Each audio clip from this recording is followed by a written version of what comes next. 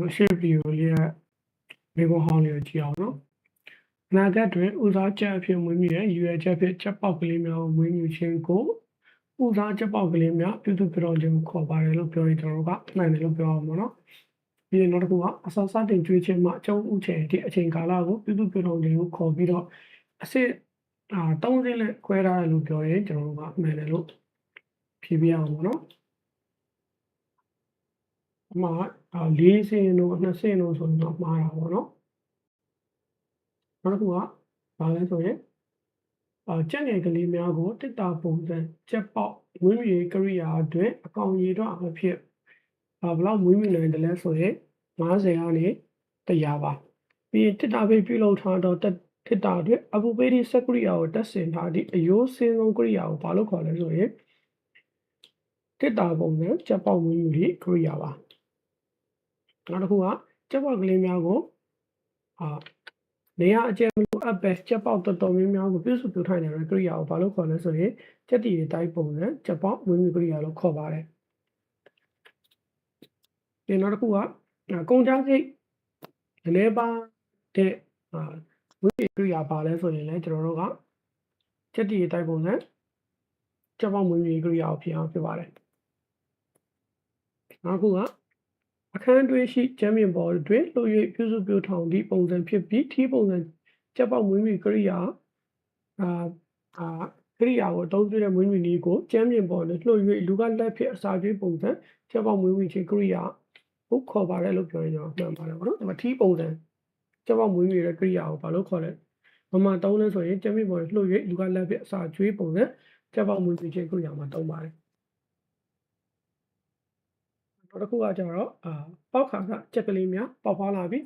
ချက်မွေးမြူရေးခြံလို့ရောက်ရှိလာခြင်းအထိအချိန်တွေပေါ်ကြာအတွင်းရောက်ရှိလာပါကချက်ချင်းရေတိုက်၍ပေါင်းတော့အခန်းနဲ့ခိတ္တနာနေစီသည်ဆိုရင်မှန်တော့မှားလားဆိုရင်ကျွန်တော်ကမှန်ပါတယ်ပေါ့နော်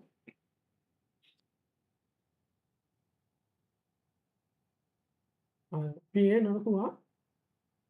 ချက်ပေါက်မွေးမြူရေးကိရိယာတွင်အပူချိန်ကို32ကနေ35ဒီဂရီဆယ်စီယပ်ရှိစေရန်အရင်အပူပေးထားပြီးဆိုတိုင်းကို65ရာခိုင်နှုန်းရှိစေရညှိနှိုင်းချိန်ဆိုင်ရမယ်လို့ပြောရင်ကျွန်တော်မှန်ပါတယ်ပေါ့နော်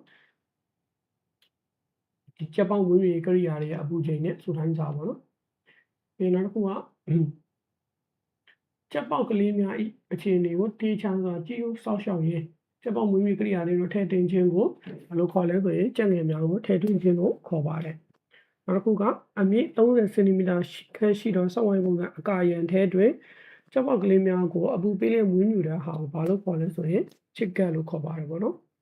ဒီမှာဆိုရင်ချစ်ကတ်ထဲမှာချက်ပေါက်ကလေးများအပူပေးလေးရမွေးမြူပါတယ်လို့ပြောရင်လည်းမှန်တာပေါ့နော်နောက်တစ်ခုက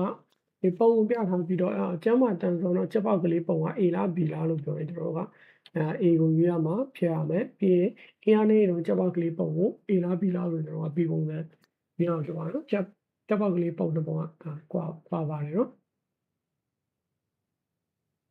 နောက်တစ်ခုက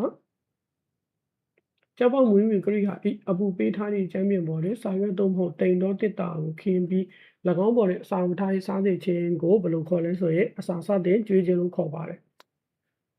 နောက်တစ်ခုကအစာစတင်ကျွေးသည့်3ရက်တွင်မှာတစ်ရက်လေဘယ်လောက်ကျွေးရမလဲဆိုရင်9ကြိမ်ကနေ6ကြိမ်ကျွေးရမှာဖြစ်တယ်နော်ပြီးရင်တပတ်ပထမဆုံးတပတ်မှာဆိုရင်ကြက်ကလေးများတော့အစာခွက်နဲ့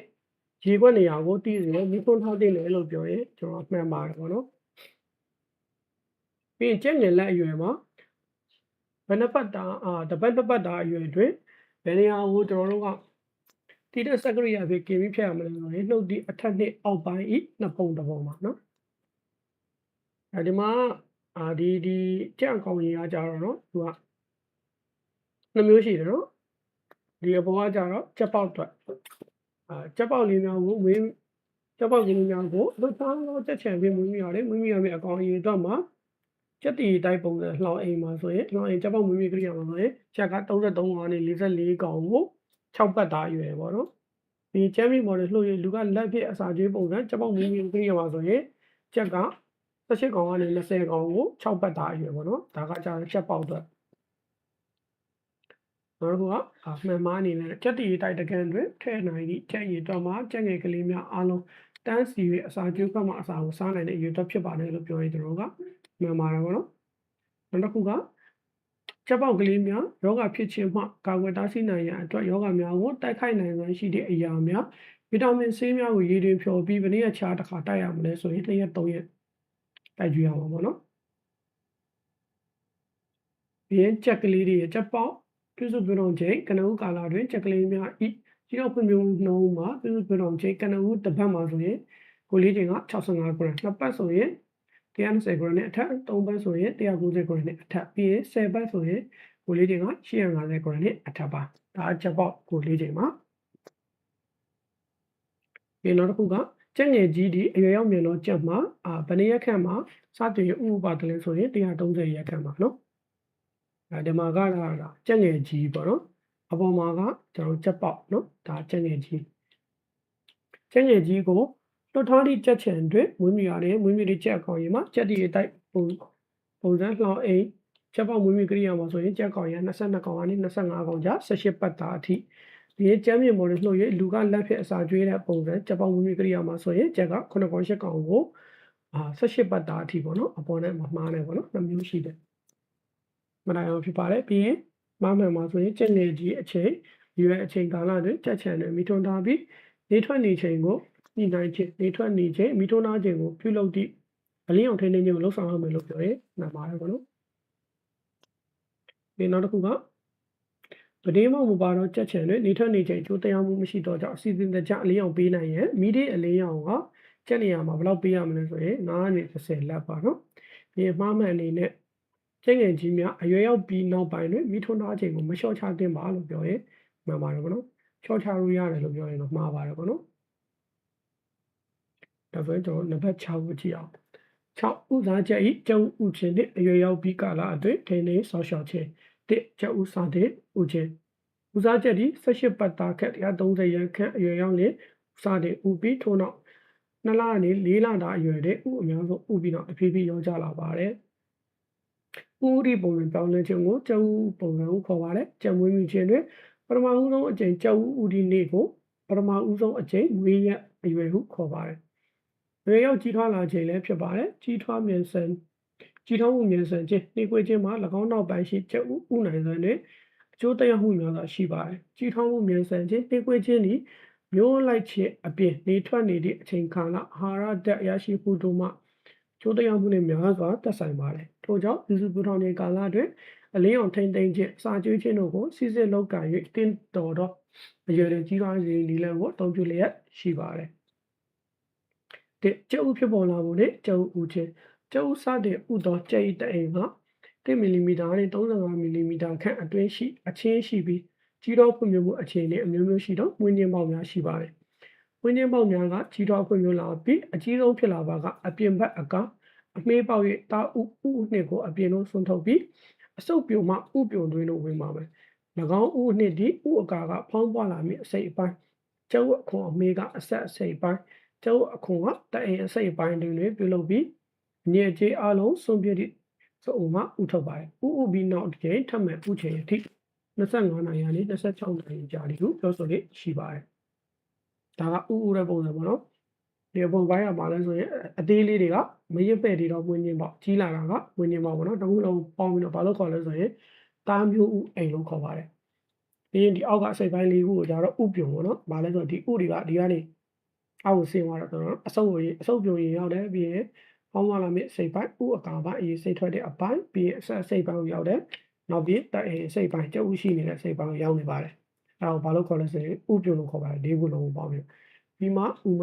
အင်္ဂါစိတ်ပိုင်းဥမကြီးအရေပြားကနေဘုံရုံးကြီးကနေအပြုံထွက်တာပါဒီနှစ်ကျုပ်ဥဒီဆုံးကျက်ဒီရက်တန်ကြာဆက်၍ဥပြီးနောက်တရက်သုံးပေါင်း2ရက်ကြာဥချင်းမှာခိတ္တနာက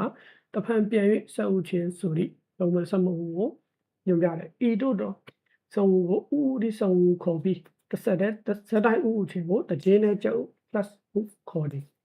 ကျုပ်ဥချင်းရာဒီအပြောင်းလဲကျက်ဒီနေတာရှိသောယာဒီဥတို့တွင်ကောင်းစွာဥပြီးတဘာဝနေတာအရှိရဆိုရင်